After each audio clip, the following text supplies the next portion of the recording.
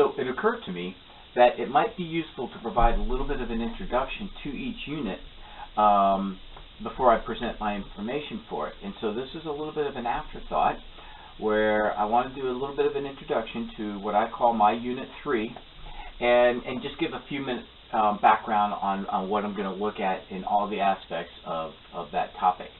Now, Unit 3, we're dealing with a net force on a body. Now, so specifically, what I'm looking at and what this means is that the body has an unbalanced force. I don't care what the unbalanced force is. I don't care where it came from. I don't care what other forces are acting on it. I'm going to worry about that later. But it has an unbalanced force acting on it. Okay. Now, I'm going to limit this to 1D motion. In other words, this force is going to either be a push or pull. Meaning it's either going to push the object forward, or it's going to push it back, or it's going to pull it back, however you want to refer to it. So a couple of things that what I've tried to instill with the kids in my class is I want them to think about a couple of things when they're doing this, when they're doing these problems. Basically, what is the motion? In other words, is it speeding up? Is it slowing down? Is it what's it doing? What's the effect of the force? I just wanted to think about it. I wanted to think about what's happening with energy, and specifically, is the kinetic energy or potential energy changing? If so, how? And just to be thinking about these things. Similarly, I want them to think about momentum and what's happening with momentum. Apologize for my writing. Is the momentum changing? If so, how? And so what I want them to do is to try to capture the problem as either force or energy or momentum, or two of the three. And so these are the beginning thoughts that I want them to kind of consider. Okay, so let me kind of give you the answers to those questions. And then as we go through the unit, we'll explain why the answers are what they are. So with forces, here's the big idea. The F net will. It doesn't might. It doesn't. There's no conditions on it. It will cause a change in motion. And I'm going to abbreviate. I always abbreviate change with the delta. This change in motion is called an acceleration. This is a Newton law, and that's why I want them to be thinking the Newton law. The direction of this acceleration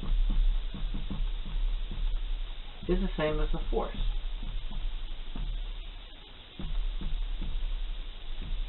Again, that comes back to Newton's laws a little bit. And so I want them to be thinking with these thoughts. These should be some big ideas that just pop into their head. In terms of energy, the net force will, again, another will. It will do work on the body.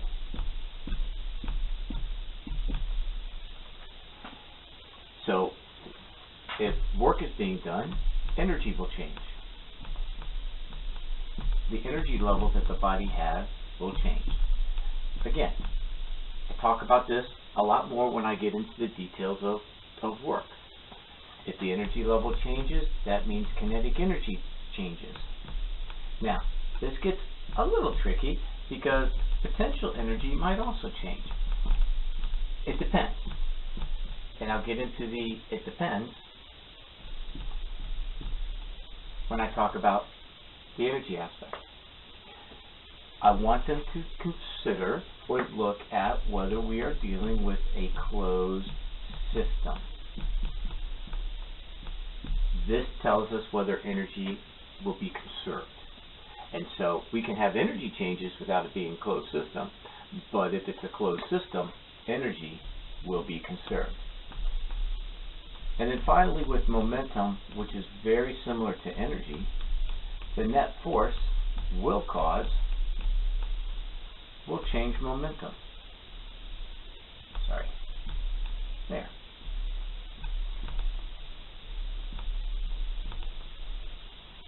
And then I just want them to kind of, a change in momentum does not occur with one body, it occurs with two. And that gets, again, that gets a little bit more complicated. What else changes momentum? And then what else? What other body? I don't talk a ton about what other body changes momentum.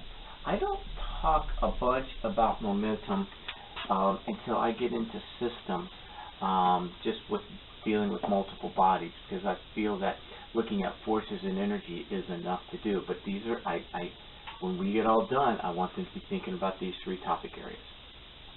So this is my introduction to Unit 3. I already have Unit 3A out there. I'm working on Unit 3B, which talks about the energy aspect.